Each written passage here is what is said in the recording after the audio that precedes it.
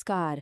आज की इस भागदौड़ भरी दुनिया में जहां हर तरफ इतनी आवाजें हैं, इतनी उलझन है, क्या हो अगर शांति और क्लैरिटी का रास्ता हमें किसी प्राचीन ज्ञान में मिल जाए। आज हम गीता के एक ऐसे ही सूत्र को समझेंगे जो हमें मॉडर्न लाइफ के स्ट्रेस से निकलने का एक बहुत ही सीधा रास्ता दिखाता है। चलिए इसे और गहराई से जानते हैं। तो आज का हमारा ये सफर कैसा रहेगा? सबसे पहले हम एक प्राचीन श्लोक का मतलब जानेंगे, फिर समझेंगे कि हमारे तनाव की असली जड़ क्या है। इसे आज के ज़माने की एक कहानी से जोड़कर देखेंगे, फिर गीता की इस सीख को अपनी ज़िंदगी में कैसे उतारें ये समझेंगे, और देखेंगे कि इससे ज़िंदगी कैसे हल्की हो सकती है। और हाँ, आखिर में ये भी जानेंगे कि ये शांति हमें एक्शन लेने के लिए कैसे तैयार करती है। तो चलिए शुरू करते हैं पहले पड़ाव से। हम उस शक्तिशाली श्लोक को समझने की कोशिश करते हैं जो हमारे आज की पूरी बातचीत का बेस है। ये भगवद गीता के दूसरे अध्याय का एक ऐसा सूत्र है जो सदियों से लोगों को रास्ता दिखाता आ रहा है।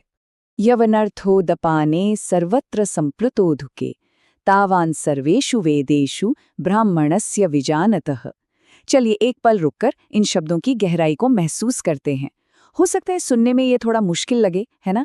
पर इसका जो सार है वो बहुत ही सरल और गहरा है। इस श्लोक का मतलब पता है क्या है? बहुत ही सुंदर है। जरा सोचिए, अगर किसी को पानी का एक बहुत बड़ा सोर्स मिल जाए, मान लीजिए एक विशाल झील, तो क्या उसे फिर छोटे छोटे कुओं या तालाबों की जरूरत पड़ेगी?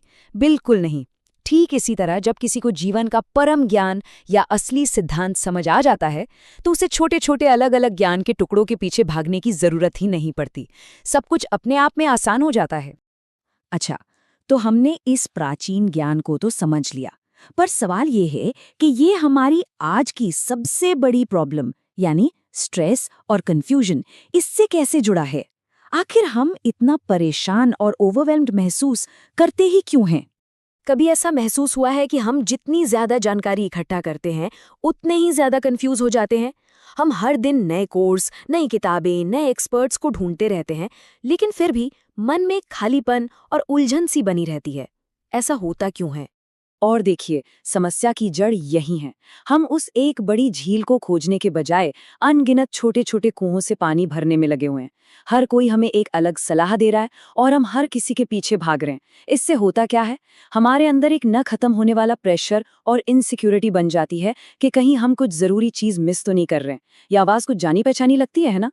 इस बात को ना और अच्छे से समझने के लिए चलिए एक बहुत ही आम आज के दौर की कहानी देखते हैं। शायद हम सब इस कहानी से कहीं ना कहीं खुद को जोड़ पाएंगे। तो सोचिए, एक नौजवान है जो अपने करियर में बहुत सक्सेसफुल होना चाहता है। उस पर बहुत प्रेशर है। अब वो इस प्रेशर को कम करने के लिए क्या करता है? वो दर्जनों सेल्फ हेल्प किताबें खरीद लेता है, सैकड़ों मोटिवेशनल वीडियो देखता है और इंटरनेट पर हर बिजनेस गुरु को फॉलो करने लगता है। लेकिन इस सब का नतीजा क्या निकलता है? वो पहले से भी ज्यादा फंसा हुआ और कंफ्यूज्ड महसूस करता है। उसे समझ ही नहीं आता कि किस रास्ते पर चले। एक एक्सपर्ट कहता है सुबह 5 बजे उठो, तो दूसरा कहता है पूरी नींद लो। एक सलाह दूसरी को काट देती है और आखिर में वो कोई एक्शन ही नहीं ले पाता, बस एक तरह के पैरालिसिस में चला जाता है। तो इस कहानी में आखिर गलत क्या हो रहा था? चलिए अब देखते हैं कि गीता का ज्ञान इस उलझन को सुलझाने में हमारी मदद कैसे करता है। कैसे हम एक ओवरवेल्म्ड अप्रोच से एक फोकस्ड अप्रोच की तरफ बढ़ सकते हैं। यहाँ 2 रास्ते बिल्कुल साफ दिखते हैं। एक है अभिभूत दृष्टिकोण, जहां हम लगातार बाहर से वैलिडेशन खोजते हैं, ढेरों अलग अलग बल्कि एक दूसरे को काटती हुई जानकारी जमा करते हैं और डर के आधार पर काम करते हैं। इसका नतीजा कंफ्यूजन और पैरालिसिस। वहीं दूसरी तरफ है केंद्रित दृष्टिकोण, जो हमें अपने अंदर के ज्ञान और मकसद पर भरोसा करना सिखाता है, किसी एक गहरे सिद्धांत पर फोकस करने को कहता है और शांति से एक्शन लेने की प्रेरणा देता है। और इसका नतीजा है क्लैरिटी और मीनिंगफुल प्रोग्रेस।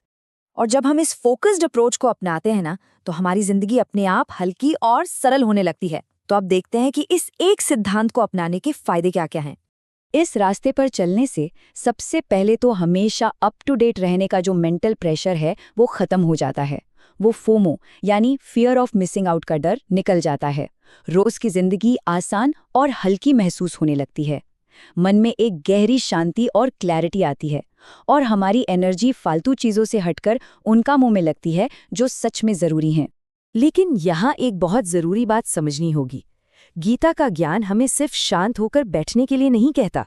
ये ज्ञान पैसिव नहीं है, ये असल में हमें एक्शन लेने के लिए, अपनी जिम्मेदारी उठाने के लिए प्रेरित करता है। गीता का सार ही है कर्म, यानी अपनी जिम्मेदारी लेना, और आत्मनिर्भरता, यानी सेल्फ रिलायंस। श्री कृष्ण हमें असहाय होकर इंतजार करने को नहीं, बल्कि कर्म करने को कहते हैं। वो समझाते हैं कि हम सबके पास पहले से ही कुछ न कुछ संसाधन हैं। हमारा समय, हमारी स्किल्स, हमारा फोन, सीखने की क्षमता। आत्मनिर्भरता की शुरुआत तभी होती है जब हम उनका सही इस्तेमाल करना शुरू करते हैं। गीता सिर्फ मन को शांत करने के लिए नहीं है, ये हमें अपनी जिम्मेदारी उठाना सिखाती है। और जो लोग इस दिशा में और आगे बढ़ना चाहते हैं, उनके लिए इस विश्लेषण के विवरण में एक सरल अगला कदम दिया गया है। तो इस पूरी चर्चा का जो सबसे ज़रूरी टेक अवे है, वो ये है कि सच्चा ज्ञान जिंदगी में कुछ नया नहीं जोड़ता, बल्कि वो उन सब चीज़ों को हटा देता है जिनकी ज़रूरत ही नहीं है, ताकि हम वो देख सकें जो हमेशा से हमारे अंदर, हमारे पास मौजूद था। इसी शांत विचार के साथ आज की बात को यहीं समाप्त करते हैं।